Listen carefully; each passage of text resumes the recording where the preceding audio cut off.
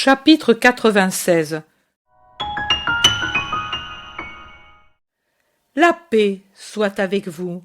À vous tous qui m'entourez, je veux proposer une parabole et que chacun en recueille l'enseignement et la partie qui lui convient davantage.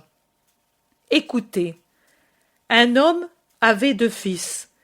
S'étant approché du premier, il lui dit : « Mon fils, viens travailler aujourd'hui dans la vigne de ton père. » C'était une grande marque d'honneur de son père. Il jugeait le fils capable de travailler là où jusqu'alors c'était le père qui avait travaillé.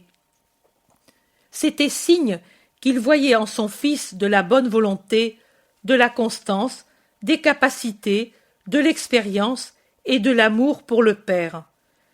Mais le fils, un peu distrait par des choses du monde, craignant de paraître un serviteur, Satan use de ses mirages pour éloigner du bien, craignant des moqueries et peut-être aussi des représailles des ennemis de son père, qui n'osaient pas lever la main sur lui, mais qui auraient eu moins d'égard pour le fils, répondit : « Je n'y vais pas, je ne désire pas y aller. » Le père alla alors trouver l'autre fils pour lui dire ce qu'il avait dit au premier.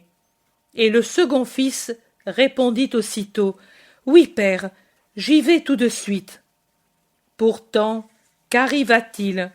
Le premier fils avait l'âme droite. Après un moment de faiblesse dans la tentation, de révolte, il se repentit d'avoir déplu à son père, et sans rien dire, il s'en alla à la vigne. Il travailla tout le jour, jusque tard dans la soirée. Il revint satisfait à la maison, avec dans le cœur la paix du devoir accompli. Le second, au contraire, menteur et faible, sortit de la maison, c'est vrai, mais ensuite il perdit son temps à flâner dans le village, à faire des visites inutiles à des amis influents dont il espérait tirer du profit. Et il disait dans son cœur : « Le père est vieux et il ne sort pas de la maison. Je lui dirai que j'ai obéi, et il le croira. » Mais le soir venu, pour lui aussi, il revint à la maison, son aspect las d'homme oisif, ses vêtements sans faux plis, le manque d'assurance du salut donné au père qu'il observait et le comparait avec l'aîné, qui était revenu fatigué, sale, mal peigné, mais joyeux et sincère, avec son regard franc, humble et bon, qui, sans vouloir se vanter du devoir accompli, voulait pourtant dire au père : « Je t'aime, et avec vérité, tellement que pour te faire plaisir, j'ai vaincu la tentation. » Parlait clairement à l'intelligence du père, qui embrassa son fils fatigué en lui disant : « Tu es béni parce que tu as compris l'amour. » En effet, qu'en pensez-vous ? Lequel des deux avait aimé ? Certainement, vous dites, celui qui avait fait la volonté de son père. Et qui l'avait faite ? Le premier ou le second fils ? Le premier, répond la foule unanime. Le premier, oui, en Israël aussi. Et vous vous en lamentez. Ce ne sont pas ceux qui disent « Seigneur, Seigneur » en se frappant la poitrine sans avoir au cœur un vrai repentir de leurs péchés. Et c'est si vrai que leur cœur devient de plus en plus dur. Ce ne sont pas ceux qui observent les rites avec ostentation pour qu'on les appelle saints, mais qui, dans la vie privée, sont sans charité et sans justice. Ce ne sont pas eux qui se révoltent en vérité contre la volonté de Dieu qui m'envoie et qui l'attaquent comme si c'était la volonté de Satan, et cela ne sera pas pardonné. Ce ne sont pas eux qui sont les saints aux yeux de Dieu, mais ce sont ceux qui, en reconnaissant que Dieu fait bien tout ce qu'il fait, accueillent l'envoyé de Dieu et écoutent ses paroles pour savoir mieux faire, toujours mieux, ce que veut le Père, qui sont saints et chers au Très-Haut.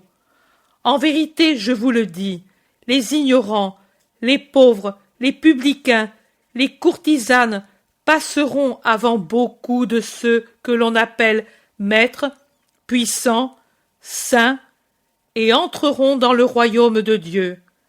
Et ce sera justice. En effet, Jean est venu vers Israël pour le conduire sur les chemins de la justice, et une trop grande partie en Israël ne l'a pas cru. L'Israël qui se donne à lui-même les titres de docte et saint. Mais les publicains et les courtisanes ont cru en lui. Et moi, je suis venu, et les doctes et les saints ne me croient pas, mais croient en moi les pauvres, les ignorants, les pécheurs. Et j'ai fait des miracles, et à ces miracles, ils n'ont même pas cru, et il ne leur est pas venu le repentir de ne pas croire en moi. Au contraire, leur haine est venue sur moi et sur ceux qui m'aiment. Eh bien je dis, bienheureux ceux qui savent croire en moi et faire cette volonté du Seigneur en laquelle se trouve le salut éternel. Augmentez votre foi et soyez constants, vous posséderez le ciel parce que vous aurez su aimer la vérité. Allez, Dieu soit avec vous toujours. Il les bénit et les congédie, et puis, à côté de Nicodème, il va vers la maison du disciple pour y rester pendant la grosse chaleur.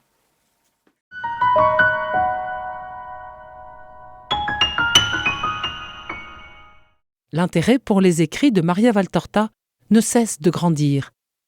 Et les fruits récoltés, vocation, conversion, sont immenses. Visionnaire de la vie du Christ, de la conception de Marie jusqu'au début de l'Église, sa description des personnages, de leur psychologie, la précision des lieux où ils évoluent, des coutumes et mœurs de l'époque, est proprement sidérante et à ce jour inégalée.